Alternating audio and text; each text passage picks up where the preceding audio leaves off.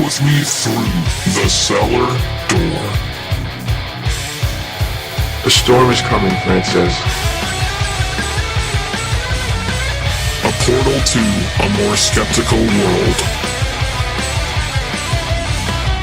Cellar Door Skeptics begins right now. Prepare for the revolution with your hosts, Christopher Tanner and Chris Hanna. Oh, welcome back to Cellar Door Skeptics. Thank you all so much for joining us on this amazing journey to the bottom of the sea. But in reality, folks, we're not going to pull a Rick and Morty. We're not going to tell you we're going to Atlantis and then turn around and go somewhere completely different. Or maybe we will. You never know. Anyway, welcome back to Cellar Door Skeptics. This is episode 98. We are 2 episodes away from our amazing 100th episode. And I kind of want to swear, but I don't want to at the same time. You know, like I just want to go and just start screaming profanities into the microphone here. But I think that my language would probably be better off not trying to do that tonight. It's all about willpower. It's all about just using words. I can't. What was it? Corey Taylor said something. It's just like, I chose not to swear in Slipknot's third album because I figured everybody could. So I wanted to use more difficult words, try to express myself better. And ever since then, I've like better words, better than the other people. Whatever would amazing describe words? What you're thinking better. So you could use amazing instead of the F word, and people would just think you're having some kind of I don't know, episodic meltdown. But whatever works. If you want to flyer the explicit tag on there, we'll see if the views go down, or if we all stay all nice and cuddly, and the views still stay down. Then who cares? Yep, we'll go for the PG-13 rating today. Anyway, we enough jibber jabber. We actually have an amazing episode planned. So, ironically enough, I've been reading this book called Neuromancer, which I guess everybody read when they were a kid, except for this guy here, because I never was into this. But I've had like 3 people recommend this book to me. And one of my friends like went out of his way to explain how it related to the Matrix, how it's a precursor, how it's extremely intelligent compared to a lot of other science fiction books that came out at that specific time. And it was one of those things where now I'm kind of into discussing AI, transhumanism, this artificial, methodology that we have, right? And so Hannah found an article from The Economist talking about if machines or AI can actually predict your sexuality. And so, you wouldn't think that'd be a big deal, right? Like, who cares in the long run of things? Who actually really cares about that? But obviously, it's got to be some sort of a big thing, because what can it be used for? Is it another intrusion on your privacy? All those different things that come along with it. And so we're going to actually examine that tonight in that article. We also are going to be talking a little bit about biologist Jonathan Lasasso's exploration into convergent evolution and the improbable destinies that await us in the future. Then we're going to kind of take a short diversion from what we normally do, and we're going to cover the new It movie. And we will post spoiler warnings and everything like that, and we won't put anything in the description for those of you who have not seen the movie yet.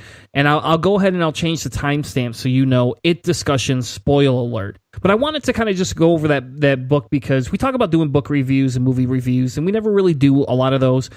And I really am a huge Stephen King fan. So for me, this is like a big thing, because it's kind of some of my childhood coming back to life. And I want to talk about my disappointments and excitements with the movie. But the most important conversation I think that we're going to have tonight is something that's related to what we've been talking about over the last, let's say, month and a half, especially after the whole Charlottesville or Seville type thing and the Nazi epidemic that we're kind of seeing. There's been a lot of challenges to freedoms of speech. And I found an article about a study that was done. That's not, again, the big super scientific study that says, hey, this is hard science. But they actually looked at what happens to after Reddit decided to ban some extremely hate speech-filled subreddits on their website. So we actually are going to go look through that article and kind of talk a little bit about the ramifications, what it did, what it didn't, and maybe can we apply this to other parts of society? Yeah, we're going to cover a lot to this one. So we're going to have to try to slam through a couple of these topics, at least try to. Because we have a tendency just to kind of just keep going. Just a little bit. You have a tendency to ramble. On the AI one, I will. I guarantee it. You're a rambling motherfucker. Convergent evolution is going to be awesome. I can't wait. So let's begin with the AI one, Hannah. That was the one that I felt was most relevant to the books and things that I've been reading, and I kind of wanted to go through that article a little bit because I genuinely actually found that very exciting. Right, like I genuinely like this article. And it's going to actually play into a topic that we're going to talk about next week called, what the heck is it called? Roscoe's Basilisk, I believe is how we talk about. And we're actually going to cover that topic because it's kind of been a part of the discussions I've been having with a couple of friends outside of podcasting and work. And it's actually we're going to look at this and kind of go, okay, hold on a second. What does that mean? Where does it take us? Is this an illusion, or is this another thing that us as skeptics should actually be looking at and trying to say, hey, let's be a little bit more skeptical about what's going on? So the Economist article starts by talking about advances in AI are used to spot signs of sexuality. Machines that read faces are coming to a town near you. Now, that does seem a little bit clickbaity, right? You know, that does. It's a bit run out of a sentence, but either way, it definitely. When I actually stopped reading and kind of had an eyeball jerk when I first read when that topic was in the outline here we got for our resources. What? Because this one is my first thought is just really, is that even possible? So I mean, right out of the gate, that's what everybody's gonna be asking. Is it possible? And I agree with you, and I think that's actually really important because, and we'll talk about that a little bit, what that means for society, right? That'll be the ending part of that conversation.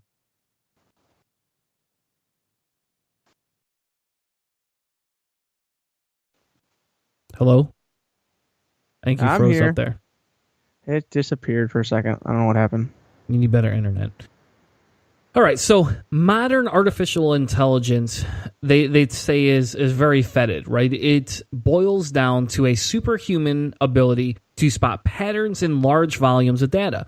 Facebook has used this ability to produce maps of poor regions in unprecedented detail with an AI system that has learned what human settlements look like from the satellite pictures.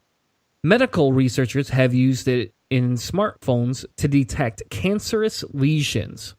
That's something I want to cover. I didn't know that until I read this article that was actually happening. And as we all know, Google uses the system to guess about the year a photograph was taken, simply because it has seen so many photos that you couldn't even put them all together in a human perspective. There's only way to categorize that is through some sort of an AI intelligence. And they're able to now spot patterns that we can't spot because our brain can't retain that much information. Or even you don't have enough time to see that many things. It's not possible for a human in their lifetime to look at as many things as Google can look at. Just talking about the number of images. So Google can scan in, basically put everything in that image into binary code, see high spots, color contrast, and all this stuff. And we're talking millions, probably trillions at this point, of images that can be gone through relatively quickly and create patterns and things. And that's what they're talking about, is what's the difference between what the human mind does when we create all kinds of different contextual and emotional connections to stuff and use that as part of our brain database, and then the way a machine does it when everything is cold and calculated and there's just tons of categories in the way they organize it. And the sheer number is incredibly large. Exactly. And so the actual scientific journal is deep neural networks are more accurate than humans at detecting sexual orientation from featured images. Researchers at Stanford University by the name of Mikhail Kosiniski and Yulani Wang has shown that machine vision can infer sexual orientation by analyzing people's faces. The researchers suggest that the software does this by picking up on subtle differences in facial structures. Now that's interesting, right, Hannah? I mean, that's an interesting concept. I don't know if I want them to do that, and I don't understand why they picked that specifically.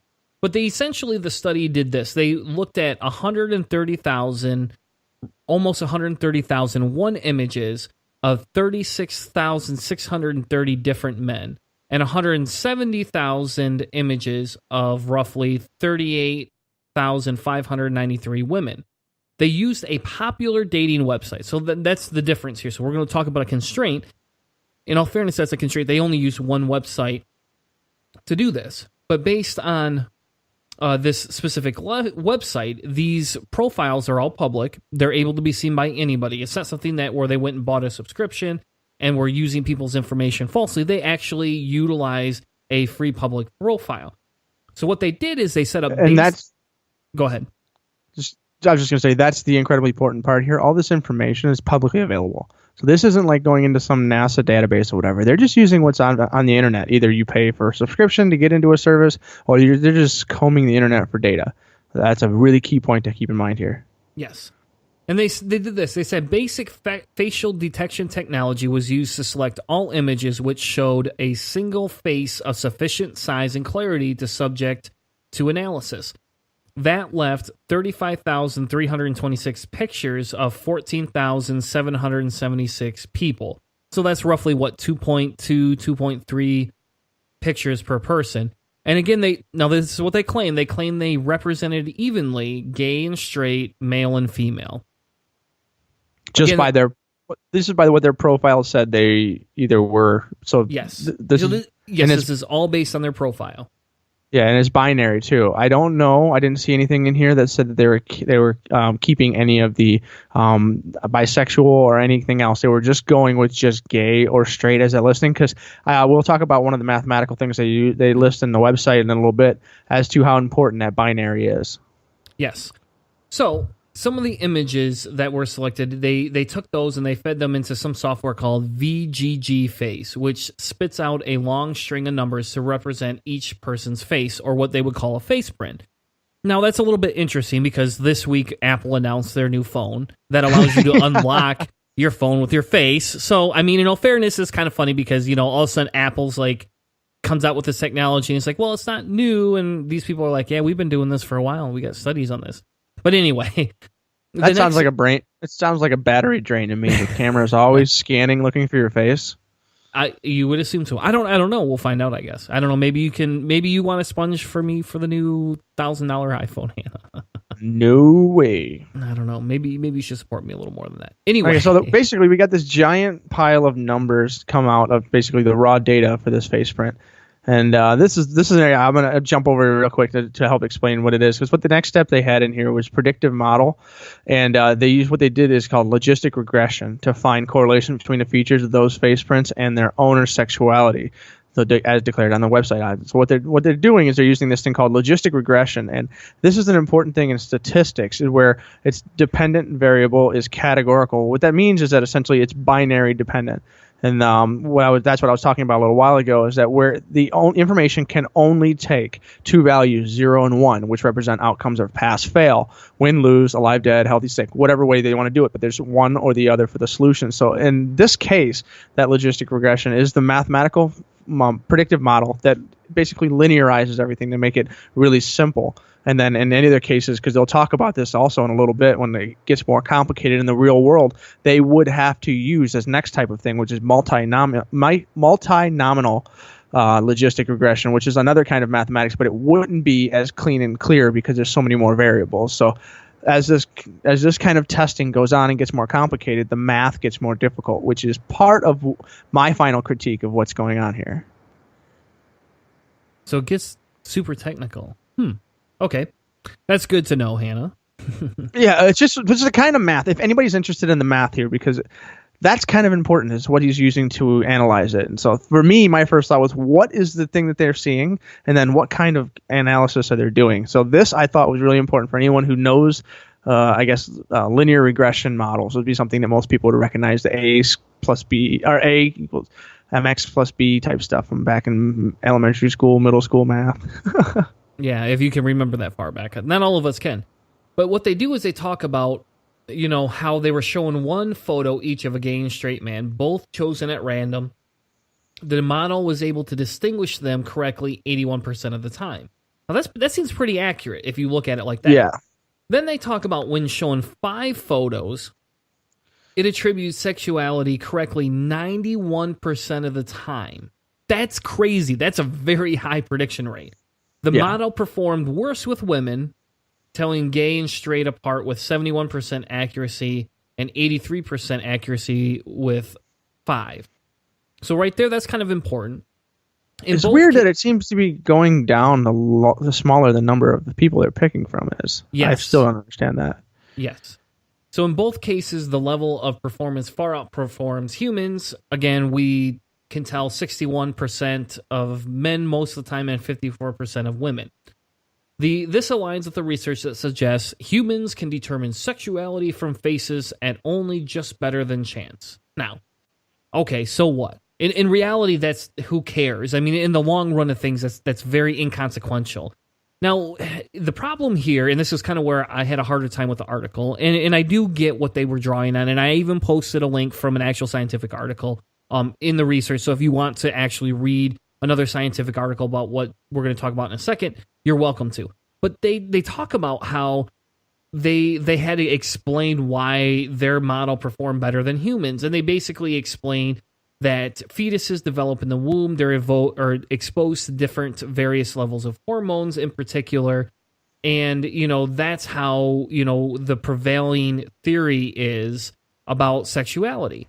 And I say that a little bit with quotation marks because I don't think it's 100% sound. I don't think that there's been enough research that's gone into this. I don't think that everybody understands exactly what they're studying, and I have a hard time thinking that that's the end-all be-all where science ends. I think the problem is we haven't invested enough time and money into this type of a study to know genuinely if hormones 100% affect your sexuality. Oh, yeah. Well, what they're saying here is because the computer doesn't really have the ability to make that kind of determination. What it's simply taking is its input. So it's looking at the pictures and it detects, here's a face, these cheekbones are here, these eyebrows are here, this, your nose tip is here. And that's all it can do is measure those points. And then it's also taking the other input from the profile saying, this image is gay, this image is straight. And it's punching those things together and just basically creating the numbers on that. So they're saying, this is another correlation causation situation. This could be a correlation from genetics and homosexuality, and the numbers are getting pretty high, that 91%. And I realized what my misunderstanding was there is when they show one image of each person, and then choose whether or not that person is gay or straight. And then if they show, of 10 people, each time the machine is allowed to look at one new person, it looks at that new person 5 times. And so when it can see 5 different images of each person, that's when it started getting that real high correlation, the 91%. So instead of just looking at one, it looked at 5 of the same person, and it got a better idea of what they looked like, higher resolution. So the study itself isn't making any real predictions as far as genetics and sexuality. It's just saying that these are variations, and we think those variations could be in facial structure, can be from hormones and in the womb and things like that. Yes. So they talk now about limitations here, right? First off, the images are from a dating site, right? So they're particularly set up for sexual orientation per se. I mean, I'm not saying that everybody that's on a dating site goes out of their way and says, hey, I'm going to make this cutesy little picture to show you whether I'm gay or straight. Like, I don't think that's the case. But are they all super high res too? And yeah. Yeah, I highly doubt that. I mean, how many people... if everything was on the same camera, that would probably make a big difference. Exactly. And that's the thing, you're also getting preset determination. So the accuracy rate only applies when one of the 2 men whose images are shown is to be gay. That's the funny thing. So, earlier we didn't talk about this, but they have a harder time differentiating if you put 2 straight men or 2 gay men together. And that's a huge, huge issue or limitation, if you want to call it that, in my opinion, to this actual study. Because it's like, it's not actually all it's doing is saying I have a 50% probability that one of these two are alike or gay or straight, and I'm going to base it on certain types of things. Therefore, there's my accuracy rate, right? And it gives me more of them. It gives me, I know the outcome. If you were just say, here's two photos, I'm not going to tell you which they are, figure it out, and then you started to change all these different things up, I bet you the AI would not perform as well. Okay, so essentially, the 91% accuracy rate is, here's the computer, here's 5 pictures of one guy, here's 5 pictures of the other guy, which one is gay and which one is straight. That's essentially what it sounds like the system is doing, but if both of those guys are straight, it doesn't seem to be working as well. You know what I mean? That 91% accuracy rate. So if it's showing 2 straight guys, its accuracy rate is saying, hey, both of those guys are straight, is not that 91%. So there are problems with the system. And they actually showed that outside the lab. They started adding other different variables to this. So 1,000 men at random with at least 5 photographs, but in a ratio of gay to straight, more accurately reflects the real world, approximately 7 in every 100. Then the system was asked to select the 100 most likely to be gay. Only 47 of those were chosen by the system where actually were. And so essentially we're taking, adding more variety and making it more realistic, the real world simulation. And it kind of sort of has trouble being as accurate. So a lab scenario, you're getting a good high number, but in the real world, not quite as high, as is to be expected in most scientific situations because all the variables aren't controlled. But this is a good thing that they're talking about this. This is something where we need to get better or whatever. They're humble enough to say that. That's pretty cool. Yes. And the other nice thing that they pointed out is they explained that neither one of the doctors have created this software which can reliably determine gay from straight, right? It's not their goal. They just wanted to demonstrate that the software is possible. Now, they do that for a couple of different reasons, right? They understand that there's different challenges, that the results aren't exactly real, but they talk about this because, in reality, the Trump administration employed this type of a technique to target voters during the election. So they didn't target gay and straight voters. That's not what I'm saying. They targeted actual voters who would be more likely to vote for Trump. And that's how they determined this. They said they used like an algorithm that was essentially created to comb Facebook profiles to find stuff. And once it found things like, hey, this is probably something that would support Trump, that was how they determined who to go after with advertising. Exactly. And that's the thing, again, now we talk about, and this is where some of the libertarian comes out in me a little bit here, because it's like, well, where are we at with this in life, right, Hannah? Where are we at where we're now intruding and we're determining things based on this? And we knew this existed in Facebook algorithms. We knew this. We knew Google did this in some aspects. I could search for cellar door skeptics, and I get a lot of hits. If my wife does it, it does not give me a lot of hits.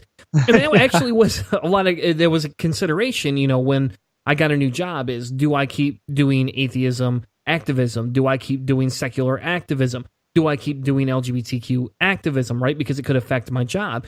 And, ultimately I stopped caring whether it affected my job or not personally. Like, some of me just said, I don't care. Like, the world needs to grow up. But in reality, I still have mouths to feed. I still have people in my house that, need and depend on me for support. And so I have to at least be conscious of the decisions that I'm making and understand where I'm putting myself at risk. And so that's the whole point of this, discussion in this article right here is because they're saying companies and political organizations are already using this.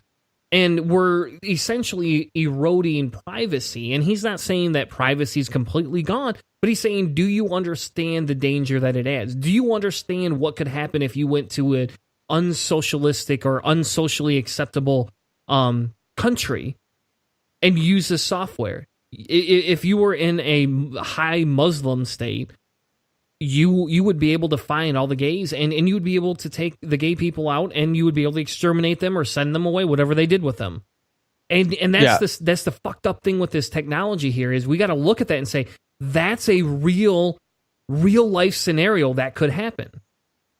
I definitely think that one there, the facial recognition to determine sexuality thing, that is much more dangerous than like the Trump campaign taking your public profile, because there's a little bit of an area there where you're essentially voluntarily divulging this information to most of the internet profiles that we've all created.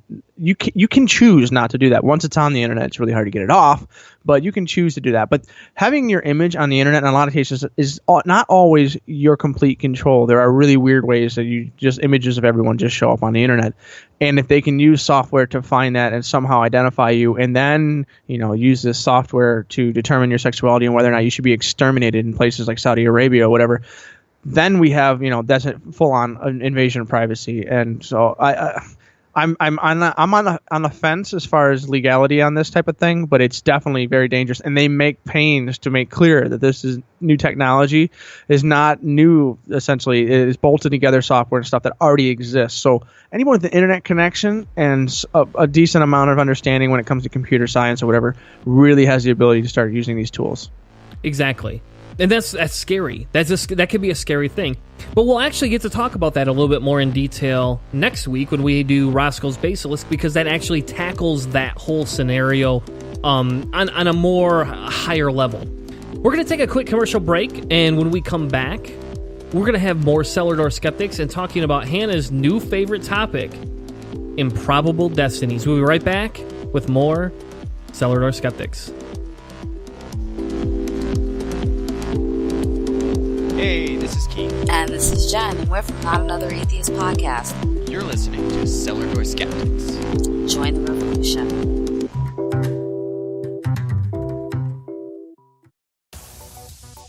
Hi, my name's Callie. And I'm Ari.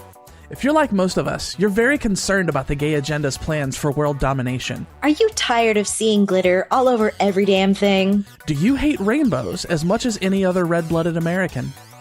Then we have the answer for all your baseless fears and unjustified paranoia. Presented exclusively on Secular Media Network, the Gaytheist Manifesto is your source for news, commentary, discussion, and debate at the intersection of the atheist movement and the LGBT rights movement. You can find us on Spreaker, iTunes, and at gaytheistmanifesto.secularmediagroup.com. If you're not ready to get in line for your mandatory gay marriage and you're terrified of short-haired women in pantsuits, come have a listen and get up to date on their plans. You'll be glad you did. Considering how you want to help Cellar Door Skeptics, head over to iTunes or your favorite podcast app and give us a rating, because every rating helps push us in front of new listeners. And since our main goal here at Cellar Door Skeptics is to provide the most accurate information possible, we hope that more ratings will mean that more people get to hear the topics that we're presenting. We don't insist that we get a 5-star rating, but Hannah's favorite number is 5, and the more gold stars he gets, the more special he's gonna feel. So what do you say? Head on over to iTunes or Google Play, give us a rating, and help engage with Cellar Door Skeptics today.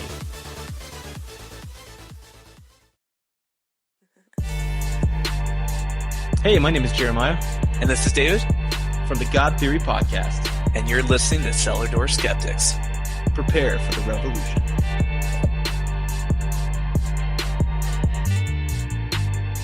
And now, back to Cellar Door Skeptics with your hosts, Christopher Tanner and Chris Hanna.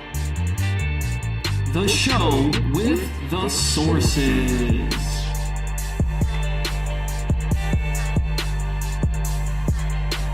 Welcome back to Cellar Door Skeptics.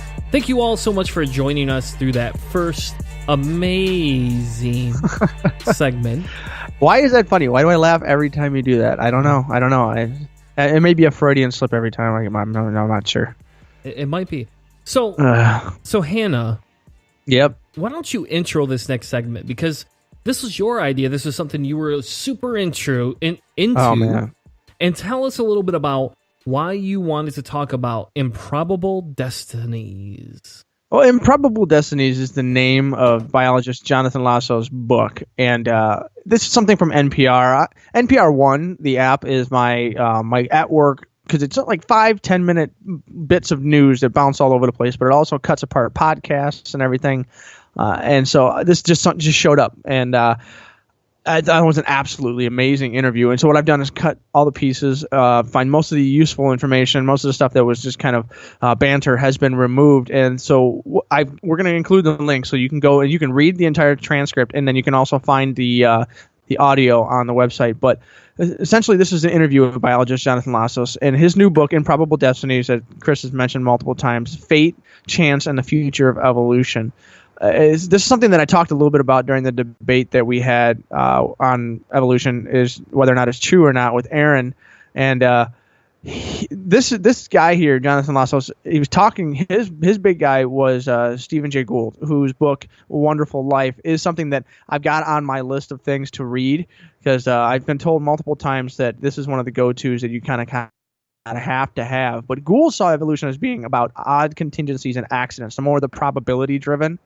And had, like what we always hear, had evolutionary step gone one different way, life on Earth could have ended up completely different, very far into the beginning. But the other thing is that Jonathan Lassos did not think anymore that Gould's insistence on change and contingency was driving evolutionary change. So what he's talking about is convergent evolution, is something that kind of sort of knocks that on its butt a little bit as far as the pure wild probability, because you always hear people saying, well, you think it's all just random chance. Well, a while ago, scientists did believe that, and it's slowly been changing a little bit to see that the evolutionary, pressures from the environment are not quite so random, and it kind of form the evolution that happens. And this is what the idea of convergent evolution is. It's when two species independently evolve to be similar. So the example they give in here is there's three different ones, actually. There's I believe this is it's an aquatic dinosaur, so it is extinct, and then a dolphin and a shark. And so I know, Chris, you love the what's that fish that you always love to talk about when it comes to the speckled something? The speckled fish, the speckled fish or something like that. Yes. Yeah, that's a great one for this. Just talk about, this is relatively quick evolution that always kind of happens. And so what we're talking about here is kind of convergent evolution speeds things up, but it slows it down as well. When you went through this at all, did you recognize any of the examples that he was giving here? Basically, the sharks and stuff. Have you ever heard that as part of like an explanation for evolution? Yes, actually, I've read a couple of different articles on his book, just so you know. I'm actually not new to the book.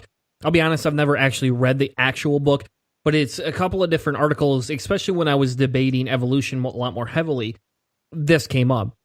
And this was one of those things where I had to go, people would bring this up and be like, who's Stephen Jay Gould? And like creationists would be like, you've never read A Wonderful Life? What's wrong with you? How can you be an evolutionist and not read it? So some of these things have come up because I've read a lot of different articles on this specific book. But for me, the big one is people talk about the mistake for sharks, and dolphins, right? They talk about your fins, and they talk about, how similar these can be, right? And that's, go ahead. Well, it's just they're very, very similar, but one's a mammal and one's a fish. Exactly, yes. And so, when you look at it, you go, okay, well, how can they, if they evolved from different trees, different ancestors, right, and we had all these different things, how could they have the same fin adaptation? And a lot of people use that, in all fairness, actually as an argument for a designer, for a guiding hand. Because in all logic, right, if you accept that evolution is true, even as a we'll call it an old Earth creationist, you typically accept evolution. You would say, hey, the designer specifically says, I'm going to give these types of fins to these animals, even though they evolve differently. Evolution talks about it in a whole different construct, though. Yeah, well, the designer would basically say that every creature that swims in the water that is this big should have this design, because that is obviously the perfect design.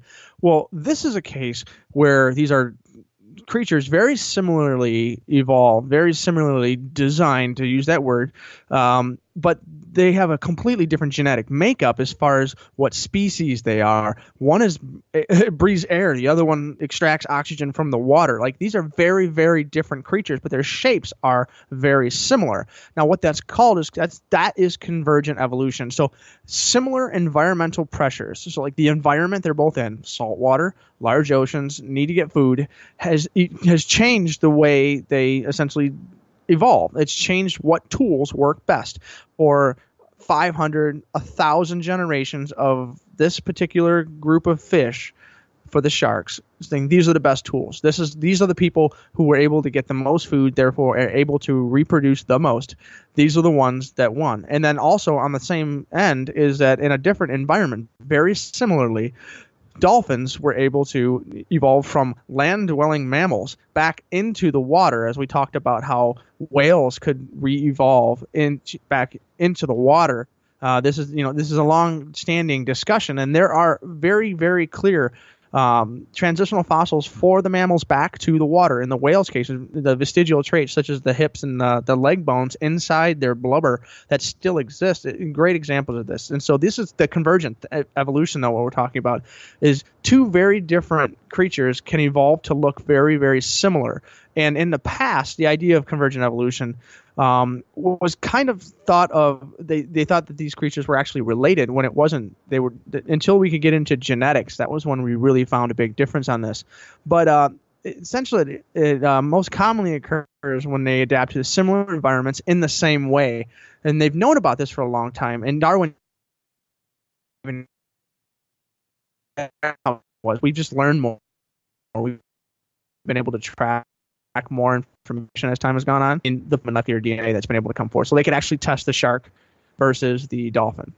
Yeah, and that's the thing there. You look at it, and we could talk about this, and like I said earlier, creationists want to say, hey, look, the designer gave each one of them the exact same things, except for if you like what you just said, they adapt to similar circumstances. That's what they're doing. They're adapting to a similar environmental circumstance. So if we from a different place.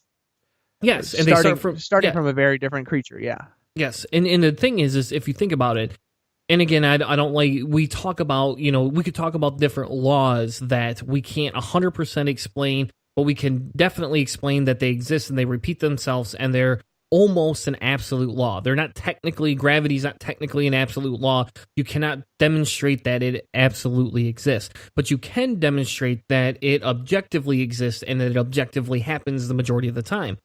And you could talk about evolution being the next law, right? Is that where we're headed with this? And I think that a lot of people just don't want to accept that. But I think in another 100, 200, maybe even 300 years, evolution is going to be just another law. It's going to we're going to look at Charles Darwin and think of him like Einstein in the aspect that you can discover all these amazing things. We're going to think of him like Isaac Newton. We're going to think of him like all these geniuses, except for he's just in a different level.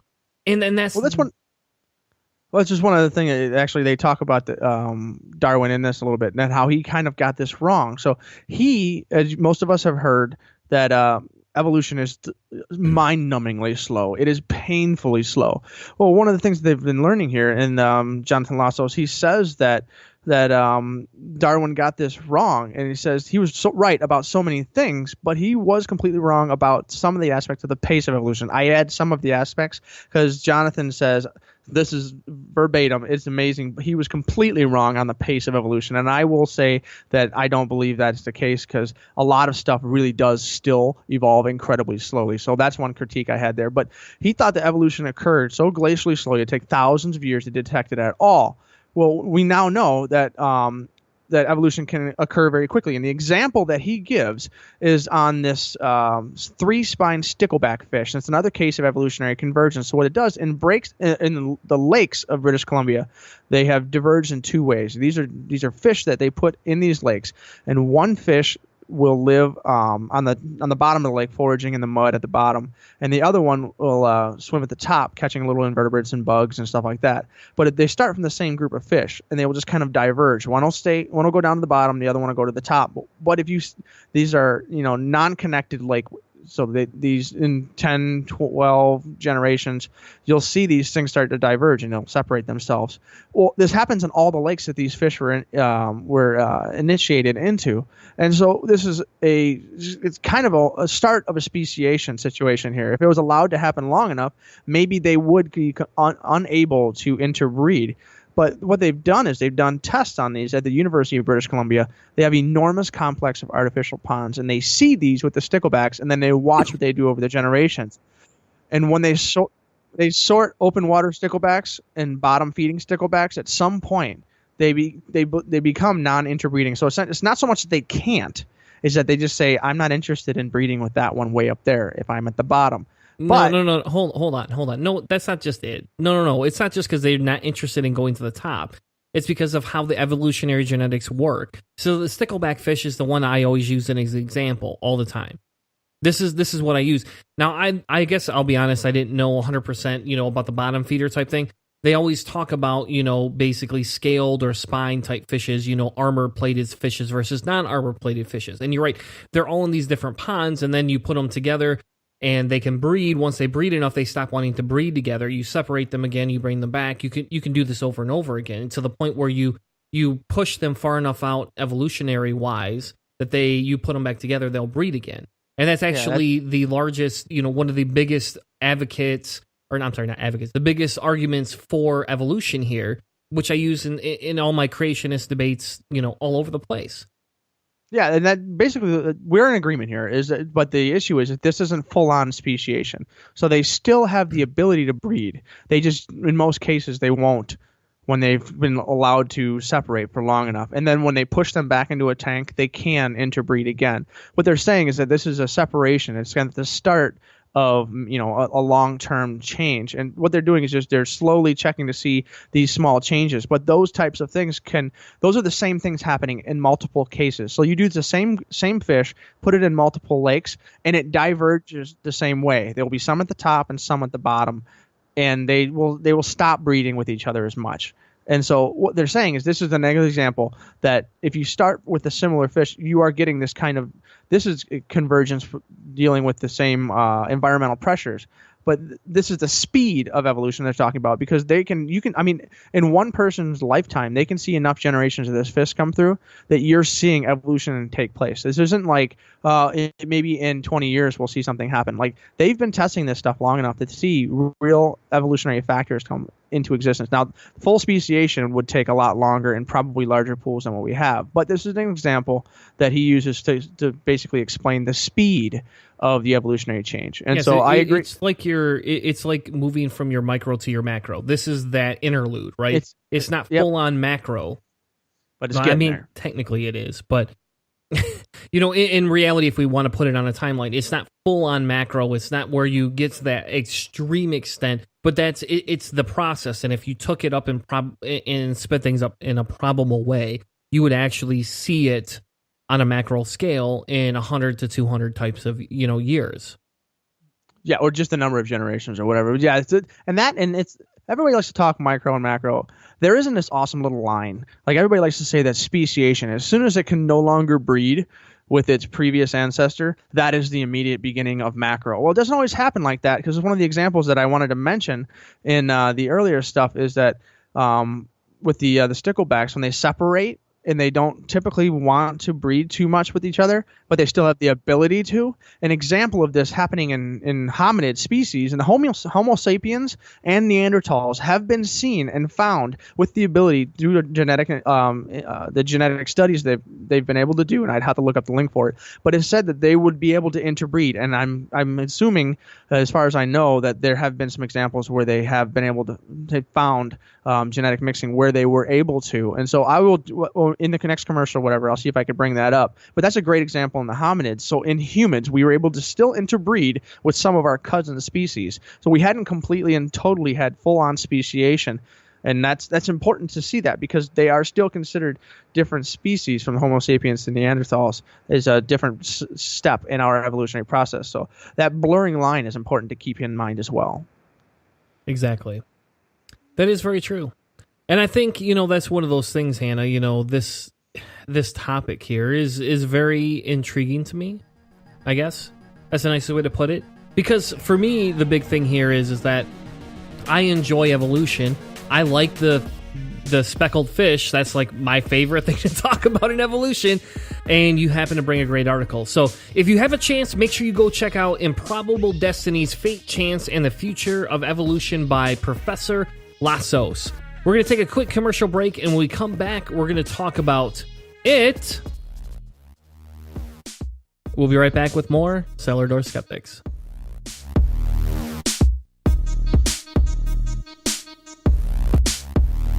Hello Hello, I'm Miss B. Haven. I'm Demanda Wright. And we're promoting secular feminism. And you're listening to Cellar Door Skeptics.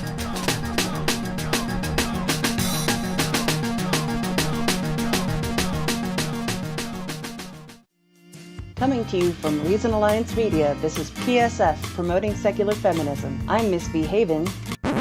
Wait a minute, that was the old show. You're right, Princess Sparkle Farts. A new age of PSF is upon us, and it will be so very uterific. So very uterific? Really?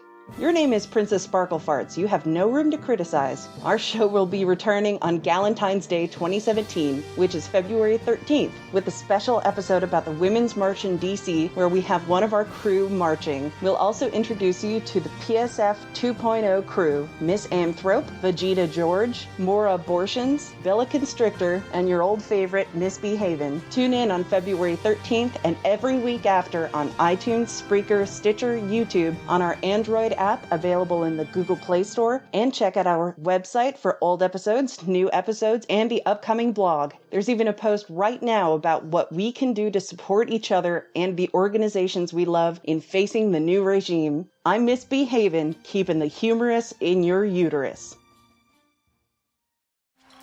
If you'd like to join the ranks of Patreons and sponsor the show, head over to patreon.com/Cellar Door Skeptics. For less than a 20-ounce soda or an energy drink each week, you can help sponsor us, the hosts, and our charity of choice. Patreon helps Cellar Door Skeptics create better content, become better activists, and it's going to help you stay healthier by drinking one less soda or one less energy drink each week. Click the link in the notes of the show to sponsor us today, because we bring the discussion with the sources.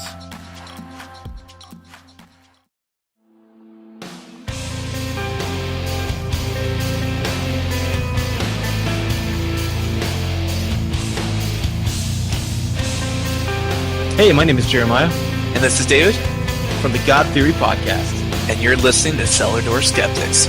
Prepare for the revolution.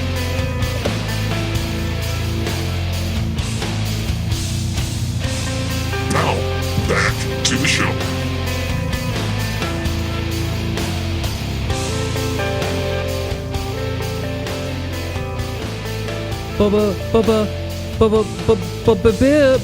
But wait. What are we gonna do? Hey, Hannah, are you there, Hannah? I'm a little scared. I'm a little scared right now. Why are you scared? Because it has crawled out of the sewer again. Does it look like Tim Curry still, or no? It does definitely not look like Tim Curry. Its head's a little bit smaller, and it has teeth. Spoiler alert! It has teeth where its mouth opens up wide, and it looks like razors, like going to extract and eat your soul. Well, that's good. It won't get mine because I don't have a soul. Touche. Nothing to eat. Nothing to eat. Welcome back to Cellar Door Skeptics. This segment, if you missed the previous segments, and I want to caution this here, because this is a spoiler warning. Spoiler alert, whatever the heck you call that jive nowadays. Content warning. We're going to be talking about It the movie. If you have not seen it, go ahead, fast forward 20 minutes, and you don't have to listen to it. But I wanted to do you have an alarm or a horn or something in those side effects? Those the special tools that you got there? Is like a wonk or something? No, but that would be a good idea. Maybe I'll add it in post effect. We should get like a spoiler alert sound effect whenever we do something like that. Spoiler alert, Hannah's going crazy tonight. No? Nothing? Nothing funny. I thought maybe you were going to play the sound. No, I don't have the sound to play. Otherwise, I would have played it already. Let's talk about this damn movie. I haven't seen it yet, so you're spoiling me on this one, so whatever. I saw the original one, and so I understand most of the storyline, so I'm guessing it'll just be little small variations of things that I don't expect, or I wasn't told as well in the first movie or whatever. So I'm interested to hear what you think, because you're a big Stephen King guy. So did it just right out of the gate? Did you give it a halfway decent score or rating, whatever number? If I did that ever, I would have. Yes, I would have given it. I don't know. Pick a star system, and I'll tell you.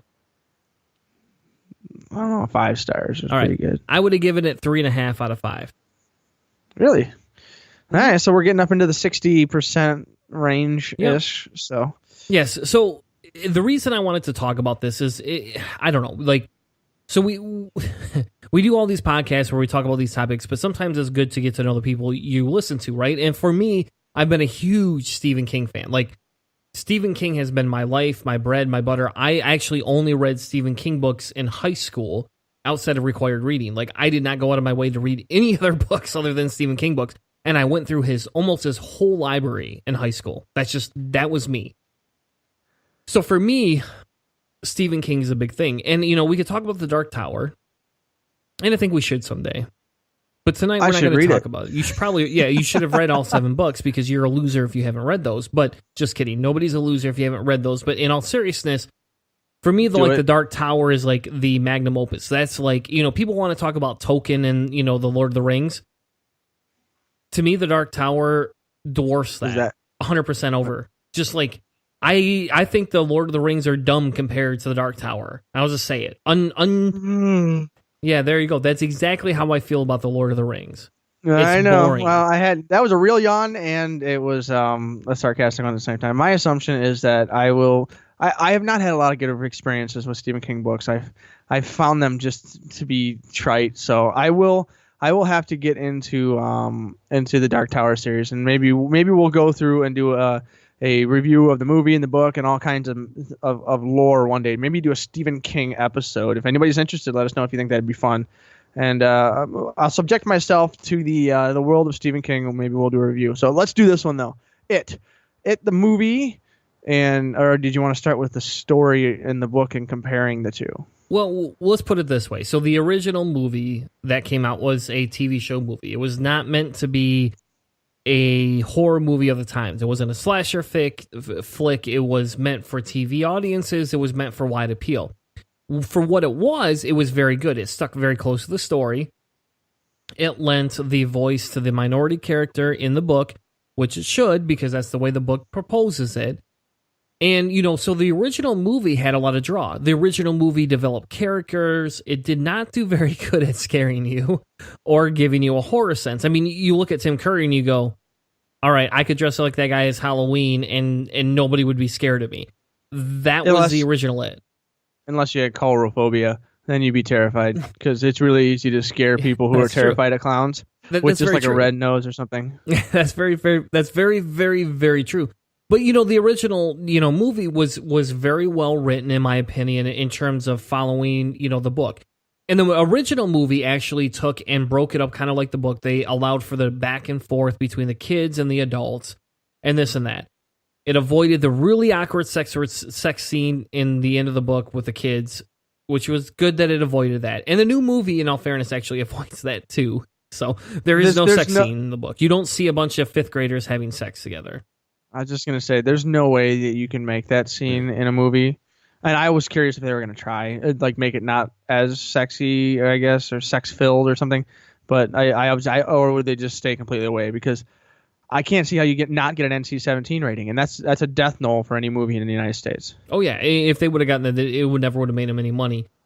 So the book is where I grew up on. I never actually saw the original movie. Until I moved out of my parents' house. No, until I moved out of my parents' house. Because I read the book when I was probably, I probably had been in 9th or 10th grade when I actually read the book. And I never saw the movie. I just had the book. That's what I had. And it was one of those, it was a life-changing book for me. It was talking about how do kids come together? How do you fight something that's extremely improbable?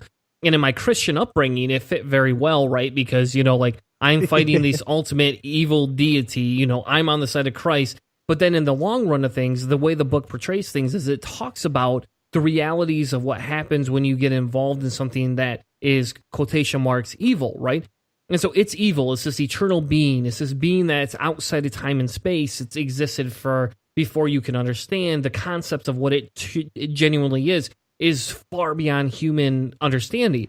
But the best part about that is Stephen King goes into the fact that he doesn't just allow you to have a feel-good story. You don't have a story where it's just like, hey, everybody lives, everybody does all these things. He kills off main characters. He makes you feel the pain for those that are dying, right?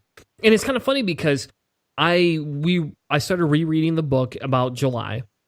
I rewatched the original movie in August and finished the book last week or the week before I went and saw the movie. And I did that on purpose, right? Because I wanted to get through the book before I went and saw the movie. The movie, in all fairness, actually embraces the Stephen King-esque, we're going to kill off people. Now, they don't kill off any main characters, but they aggressively abuse them. They harm them in extreme ways. They actually show the futility of the people that are in the book. And that's the amazing part about it. That's why I like, that style of writing. Stephen King basically says, if I don't kill off somebody you love, it's not a Stephen King book. That's a fact, And that's life, right? I mean, how many times do we go through life? I mean, you and I have a friend whose daughter died of cancer. That's sad. That's horrible. We can't change that. No fucking God is out there saying, hey, we're going to, make this lady or this young lady alive again. You don't have that. That's not a fucking reality, Everybody doesn't get a happy ending. No. And that's that's just why not the way the world works.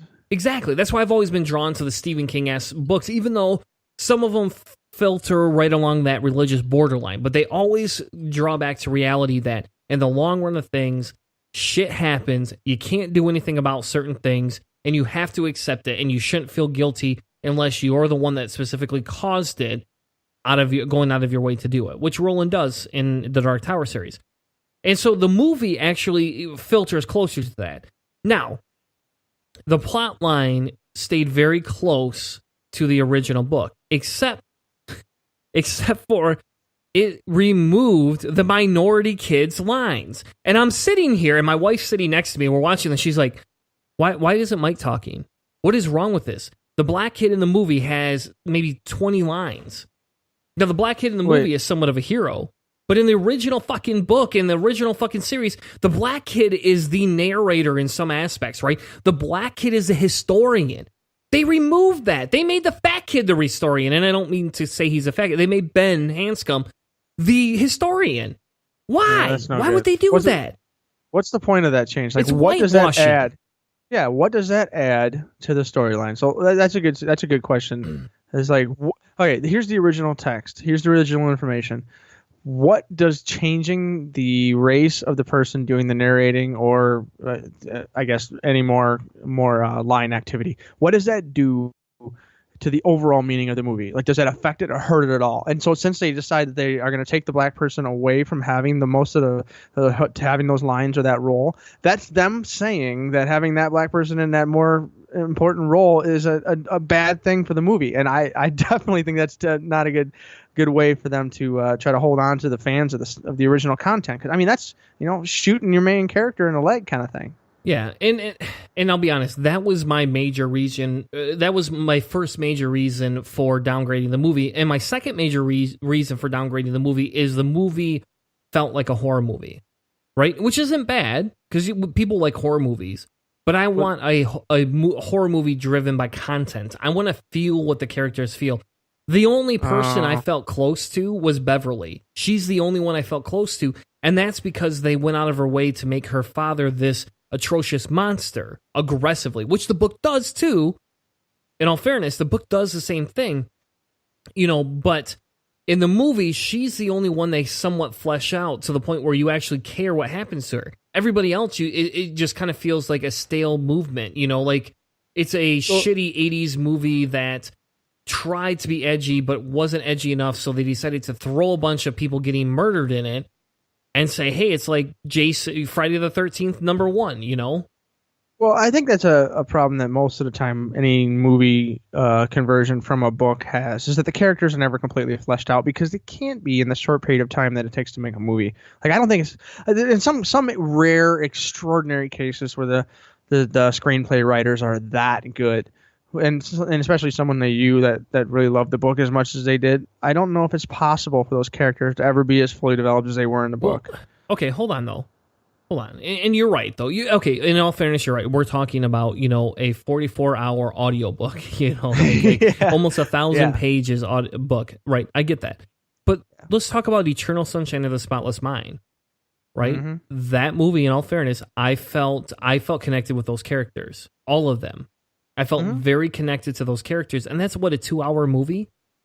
Yeah, I get that you don't have to cover as much, which is why, again, when we go back to how things should be portrayed, I'm actually somewhat against movies and more pro TV shows, and think that we should just have larger adult-rated content and TV shows like HBO does that you don't get from movies. Because if you made that into an adult content 2-season, 3-season TV show that didn't air on ABC, that wasn't out for the money, that was in HBO or Showtime, that's one of the reasons those characters.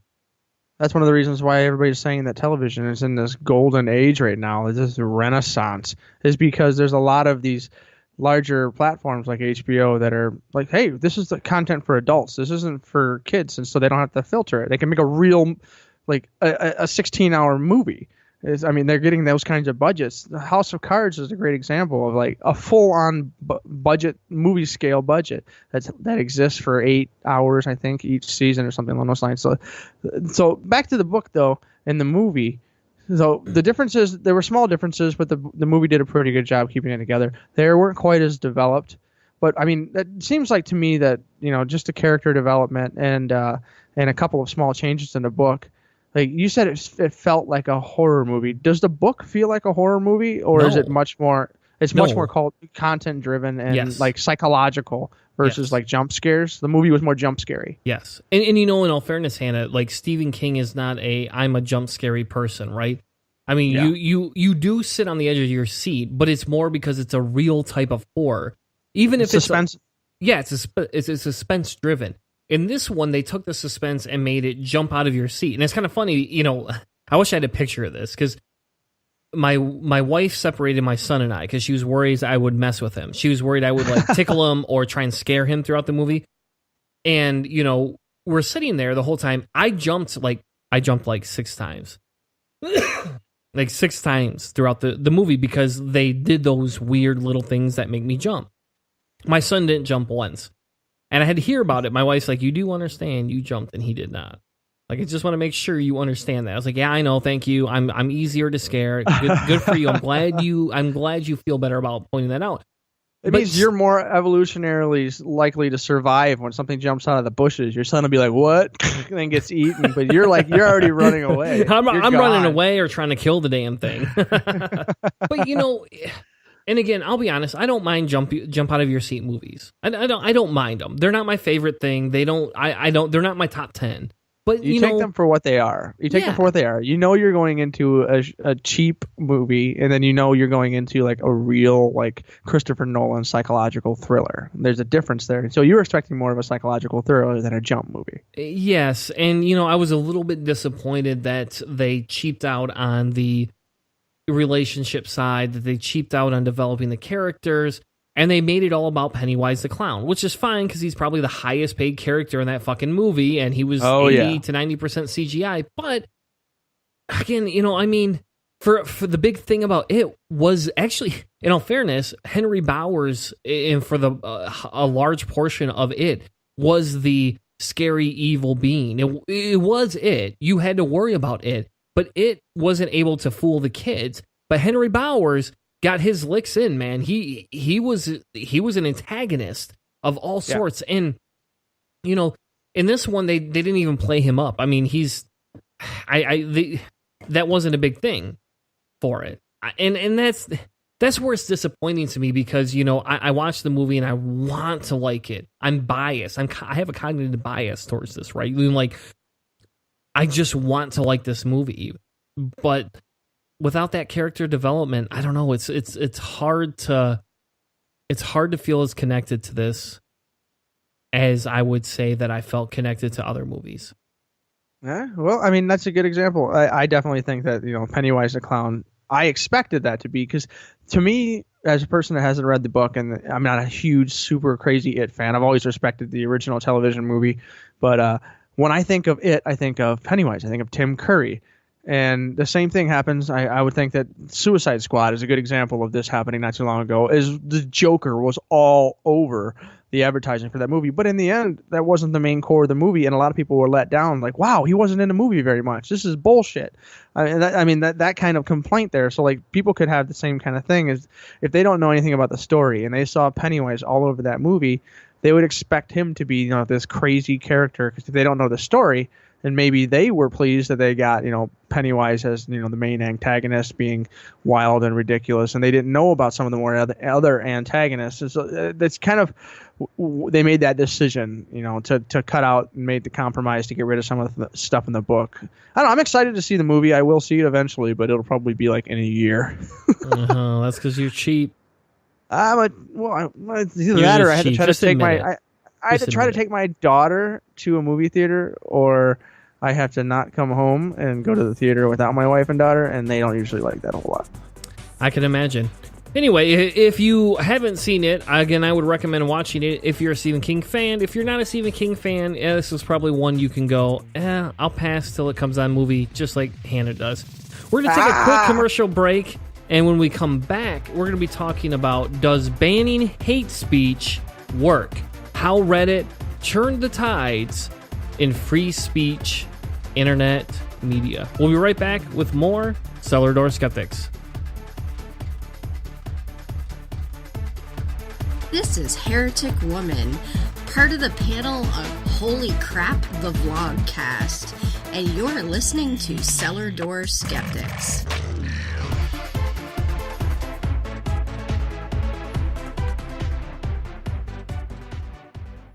Do you know where Saskatchewan is? Probably not. It's in Canada. If you do, you might know a city named Regina. In Regina, there's a studio. And in that studio, there are, at least once a month, a bunch of skeptical atheist geeks and goofballs who get together to do a podcast. We are the Brainstorm Crew, and we're trying to help spread a bit of reason and critical thinking while still having fun. Never taking things too seriously, but still not accepting everything we're told, we go through different topics, exploring them in depth, and often disagreeing. We try to stick to provable facts, and we never trust a myth. That's why we say we're woo-free since 2013. You can find us on iTunes, Stitcher, or Spreaker under Brainstorm, or check out our website, brainstormblog.net.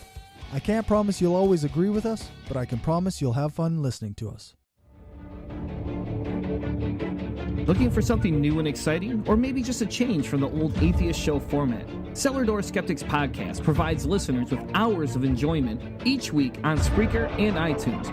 Check us out as we talk politics, religion, science, reviews of books and music, along with the occasional interview just for a twist. Join Christopher Tanner and Chris Hanna every Tuesday night at 8 p.m. Eastern as they bring fresh content to you. Walk with us through the cellar door as we help you prepare for the revolution. You can find us on Spreaker, iTunes, YouTube, and even on Facebook.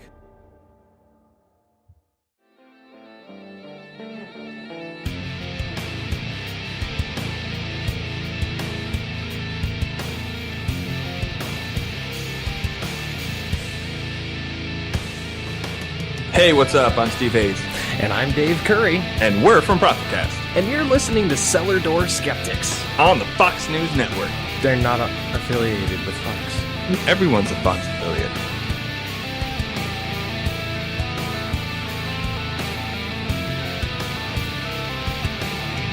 Now, back to the show.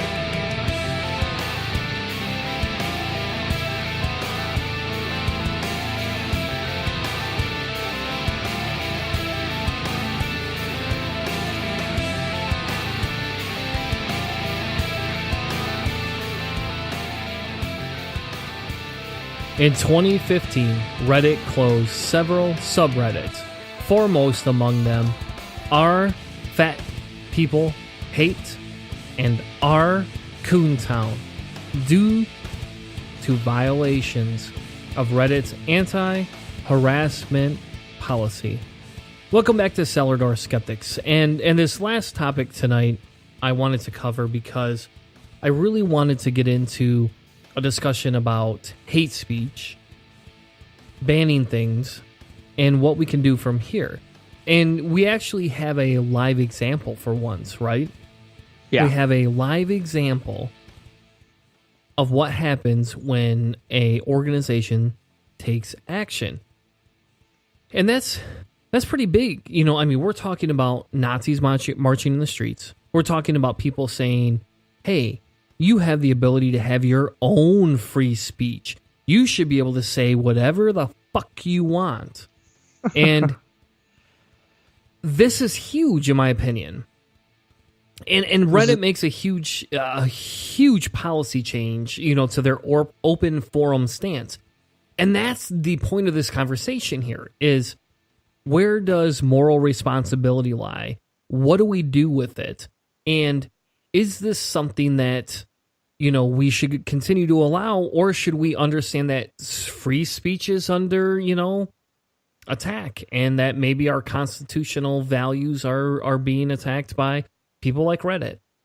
The way I see this breaking down, basically is it's a battle between the absolutists, who I would like to say are the utopian, the dreamers. So the absolutists essentially are saying that the free speech clause, the First Amendment to our Constitution, essentially gives you the right to say anything and everything, and also gives us to all say we can say anything and everything we want, and it's your job to just ignore the things you don't like. And then there's we've made some small changes to what would be considered hate speech, and what it violates other people's, you know, freedom of the pursuit of happiness and everything. But the absolutists are the ones that we hear all the time, and are basically saying that no, you need to let the Nazis have their march, you need to let the Nazis have their speeches, because as soon as you say you guys can't have this speech, you guys can't say these things, then if they get into power and they become the majority and they start making the rules in the government, the same things that you rule, the same reasons you use yours, they will invoke to take away your rights. So if you touch the freedom of speech at all, there's two sides to that knife. That's the absolutist perspective. And then there's people, I'm going to guess you're in the same kind of camp as I am here, is that there are some things, and I've said this on the show before, there are some things that I can see as an exception to speech that happens in this country that have absolutely no merit and never will. There is no good thing that will ever come from certain things that can be said, and it is okay for those things. It is adjustable. It can be changed. You know, let's say that thing, we can revote every couple of years. Should we keep this in? Yes. So it's things like Nazism and hate speech and things that are that bigoted and that bad, I think those can be exceptions to it. And that's kind of the idea, is what we're talking about between those two ideologies. And Reddit is a really cool live simulation as to what happens when you take out a couple things. What happens, as opposed to just leaving it wide open and free. Exactly. Okay. And this is a very touchy subject, in all fairness. Yeah. I mean, this really is a touchy subject. And, you know, some of me actually kind of wishes we had brought Jeremiah Bannister on just to have that conversation, because I know I would get an opposing opinion here. Yeah. And maybe I'll contact him and be like, hey, let's talk about this. But the big thing here, when we talk about these different, you know, things, is what Reddit did versus what a constitution would allow or not allow for. So let's actually look at what Reddit did. So in 2015, they made this specific announcement. Today, we are announcing a change in community management on Reddit. Our goal is to enable as many people as possible to have authentic conversations and share ideas and content on an open platform. We want as little involvement as possible in managing these interactions, but will be involved when needed to protect privacy and free expression, and, in all fairness, to prevent harassment. It is not easy to balance these values, especially as the internet webs evolve. We are learning and hopefully improving as we move forward. We want to be open about our involvement. We will ban subreddits that allow their communities to use subreddits as a platform to harass individuals when moderators don't take action. We're banning behavior, not ideas. Today, we are removing 5 subreddits that break our Reddit rules based on their harassment of individuals. If a subreddit has been banned for harassment, you will see that in the ban notice. The only banned subreddit with more than 5,000 subscribers is R Fat People Hate. Thank you very much. Made a couple small changes to the official document there, but yeah, that's basically what they did. Is they removed a couple of these environments because I would make them. I would say they're analogous to like some of the things that Milo Yiannopoulos used to do, is when he was kind of saying like calling for doxing, calling for attacks, calling for like physical or bullying, just direct. Like those groups, Fat People Hate would essentially shame people. You could take photos of people that you knew and throw them on there, and they would just get picked apart and picked on and bullied the whole time. And hopefully those people never saw themselves on those Reddits, but it was bad. I mean, it was really rough. And so the question was, Reddit at the time wasn't as big as it is now. As far as I know, Reddit is the 4th largest trafficked site on the internet. So, I mean, this is a really big site. At this time, it was really experiencing some growing pains. And so they took these things down. And it's the same question that Twitter has been dealing with as well, is that as a private company, essentially, what is their responsibility? Or should they just be hands off? We offer the tech, you guys take care of everything, and we'll do the bare minimum to get everything in. Or should Reddit, like they did here, is taking a more of a hands-on approach to try to keep people from being attacked? Yeah, and that's actually what the reason we wanted to talk about this is because, back in the day, there was an article from the Washington Post that talked about this, and their game-changing is what they called it, anti-harassment policy. And I want to point something out. The key here is that they only banned subreddits that allowed hate speech and discrimination rather than banning free speech groups.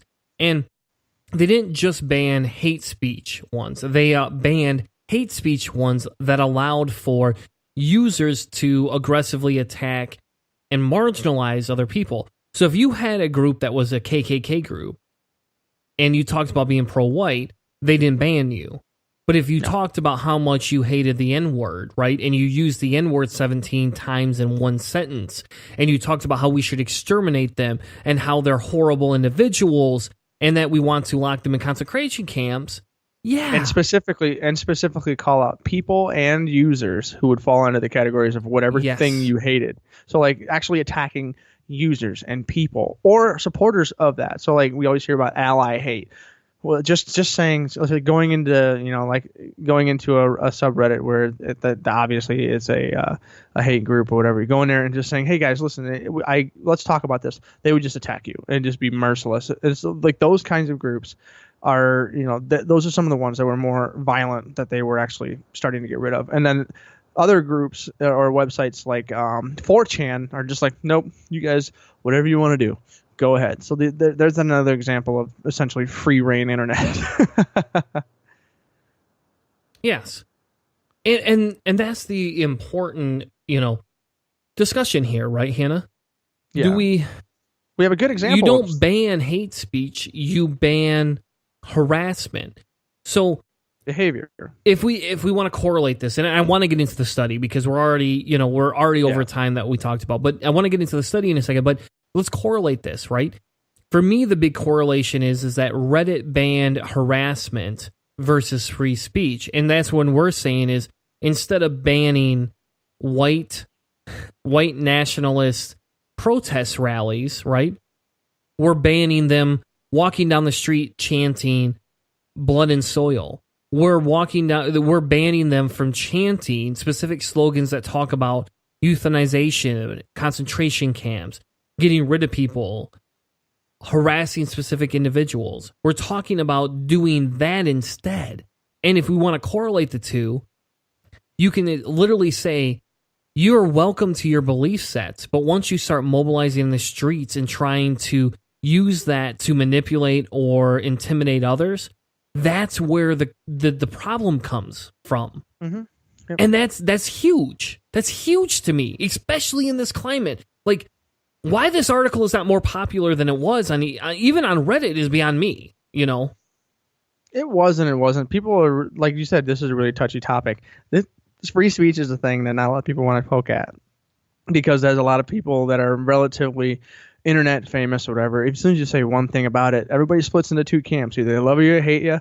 They'll downvote you into oblivion. They'll take away all of your donor money or whatever. I saw Dan Arrow was talking about that today. He said that essentially breaking ties with a lot of the non-believer movement from a lot of his disagreements. He's seen all of his Patreon money just dwindle. I mean, those types of things happen. And so it's a very touchy minefield. And so the more important thing here to me is that, okay, this is an example, a very large-scale example of something happening. Someone did something. What was the result? Because that's kind of what we need to get to here, is that this is something that's cool, and we like the idea. Was the result something that would confirm our expectations, or should we change our minds and say, listen, nothing good really happened, or nothing changed? Our reasoning might not be valid. So what happened here? Well, they did some research, right? So they said, what effect did Reddit's ban have on contributors to banned subreddits, right? So essentially, if you were part of the Reddit community, but you only were on these specific subreddits, did you move to other ones? How were the activity levels affected by those users? How did their hate speech usage change, if at all? They also talked about what the effect did the ban have on subreddits that saw an influx of banned subreddit users. Did they continue to use hate speech, or did they not allow for that to continue? Did they moderate themselves, right? And so that's actually what they were looking at. And in all fairness, you cannot 100% predict everything, right? Because I could make a Reddit user and then make a second Reddit user and make a third, and you wouldn't know they're all connected. You just wouldn't know that unless you were able to get my IP address. And that's if I'm not using something to reroute all my systems. One of the things that they have is they have some pretty strong tools that the moderators are able to use now. They can use, if you use the same kind of domain and stuff like that for where you, so like I have newagetool.com. That's my company that I own. I could do Chris Hanna 1, Chris Hanna 2, Chris Hanna 3, Chris Hanna 4, and like they wouldn't know that, but I had the ability to do that, so that they could see somebody spamming like that. But like if you're just making random Gmail accounts and then using that for your Reddit connection, then who cares? They're never gonna be able to figure that out. So they just have to use your behavior or where you migrate or whatever, because people call them throwaway accounts. So like, let's say they have something embarrassing they post or something really hateful. They don't want anybody to know that's them. They make a fake throwaway account and then they just dump that on there. So these people from all these hateful groups, those groups are banned. And so they're trying to figure out whether or not those people are either going to make new accounts, go out into the rest of the Reddit world and piss all over it. And, yes. Just start causing problems. Or did they just say, screw it? They popped my bubble. This place isn't supportive enough of my hate. I'm going to go somewhere else entirely. Yes. And then they actually dissected all of these different groups, and they specifically use, the Fat People group and the Coontown group. Those are the two specific ones that they use talking about members of banned subreddits. They also had a control group of co-posting within the treatment group is what they called it, right? And so they had people that were in both groups, or people that were a part of both that were involved in a lot of other different groups. Did they take it, over, and move it? And if you actually look at the data, then inside of the article, that we post, from compsocialgatech.edu, you actually can see the decrease. If you actually look at, there's a decrease in different total posts that were happening. And they put it with a control group, and you can see there's a spike, and then it kind of continues to, go down. They also looked at user activity, right? So they basically saw, out of these different people in the treatment group versus the control group, in the treatment group, 21% of them became inactive and 12% deleted. In the control group, only 10% became inactive and 11% were deleted. And then the numbers are very similar for the Coontown group. So they actually saw a decrease in inactivity and a deletion. So what does that mean, right? Where did these people go? What that says is that they didn't go to other threads, and you saw a larger decrease in these people just removing themselves and going to other websites. You saw a smaller decrease in those that were involved in multiple websites, but you actually still saw a decrease. So again, I know 10% isn't that much, right? I mean, we could look at it and go, that's not really that much of a decrease. But still, if you had 100 people, that's still 10 less people being pieces of shit, in decreasing. Now, yeah, that's just them posting, right? Yeah, well, that's just like user account information. Yes. So like they use some other statistics. Like one of the cool things that I thought, the mean hate speech, what they were talking about, those are like they're actually filtering the words and manually checking things out as to what came on there. So what happened when they were actually monitoring the words that were being used? Well, they saw a 90% decrease in the hate speech words used in one group and an 81% decrease in the other group. And that's from manually filtered words. If you went and looked at automatically generated words, and I know you kind of got into that a little bit earlier, that there was some software. So if you talked about somebody manually doing this versus automatically doing this, you saw, again, an 81%, almost 82% decrease in one group on automated hate words and a 60% decrease in the other group on automatically generated hate words. So you saw a huge decrease in the use of words. So we talked about user activity, and we saw a smaller decrease in user activity, but we saw a very large decrease in what they were saying on other communities, right? So what do you think? What do you personally draw from that? Because I have a very specific, I guess, result in my head as to why that happens. So why do you think that happened? Well, it happens because the deal becomes is if you really like Reddit and you want to post in Reddit, and this is your realm, right? Like, you and I are podcasters. If Spreaker all of a sudden said, "Hey, we can no longer have white guys," on Spreaker, that would be a problem for you and I because we're both white guys, And so, these other people, basically Reddit came out and said, okay, you need to stop using hate speech and harassment. You can believe what you want. You can post that you believe what you want, but you can't use that to attack another individual, and you can't go against other group guidelines. So all these other groups were willing to do what Reddit said, and these other people were like, well, I still want to be a part of these other groups. It's not that much a part of my identity. It was just a small part of my identity that I was able to go out of my way to overly express. And again, we can look at the same thing when we look at these marches and these protests, that the fucking white supremacists are talking about. You don't see a majority. They're less than 1% of the population. We should still take this as a big issue. This is not something where we should just ignore it, right? This is, to me, and I don't want that to come across like that. It's not me saying, hey, it's less than 1%, whatever, who gives a shit. This is a real fucking threat. In all fairness, this is a very real threat. But the difference is when you apply a ban in terms of what you can do with it, you see a digression in those that are involved in it because they really believe this and want this, and those that are involved in it because this is a fun, fancy outlet for them to get rid of some of their anger, kind of like, a violent video game. Yeah. So two things on that is I agree. I just basically the way I would explain it is a little bit different. The scenario that you mentioned, just ignoring it, that's the absolutist thing. So the absolutist believes, the free speech absolutist believes that society on its own, we will be educated enough as our upbringing comes, and we will realize that these bad words and bad things are bad, and we will symptomatically erase them as like a immune system takes care of diseases and like cancer and anything like that. But we haven't seen that as the case, as these kinds of things have stuck around forever, and that's my idea for reason for modification of the First Amendment. But the other end is that specifically for the drop in these words, and you mentioned a little bit with identity, I really think that the majority of the people that were on these things were just kind of there, like it's like watching a train accident. You don't really want to see a bunch of dead people, but you can't kind of turn your eyes away. And that's kind of what I think of as like our people, our fat people hate, and our Coontown, and even the Trump, the Donald, and some of these other really derogatory and hate-filled pages.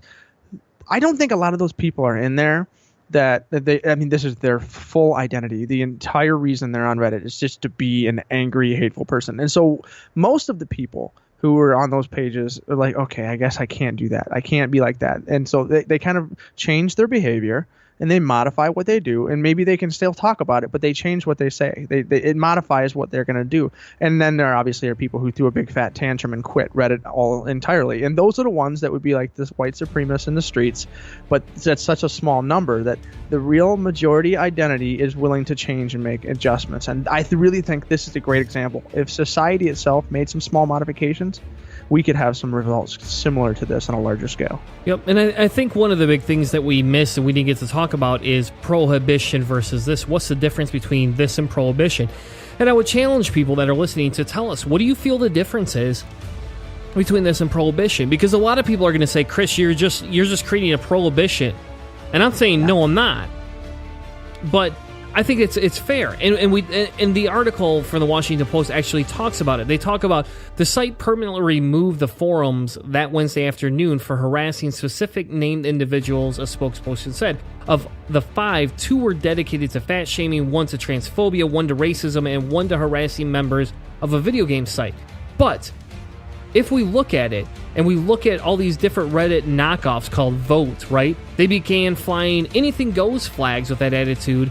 And with this crackdown, it's actually pretty indicative that the state of free speech on the web is going the other direction. A number of websites started out as absolutists has realized that, particularly as they grow more mainstream, they now have to incorporate corporate and moral responsibilities to the users. If you restrict absolutely nothing, you get child porn. If you define abuse too broadly, you watch users leave in droves. But even as a 4chan founder has found, if you don't crack down on the cesspool, all you get is racism, hate speech that will not go away. And for that, I 100% agree with starting to ban certain types of harassment and hate speech. Thank you so much. Have a good night, and see you next week on another Cellar Door Skeptics. Of Cellar Door Skeptics. Check us out on Spreaker. CellarDoorSkeptics.com.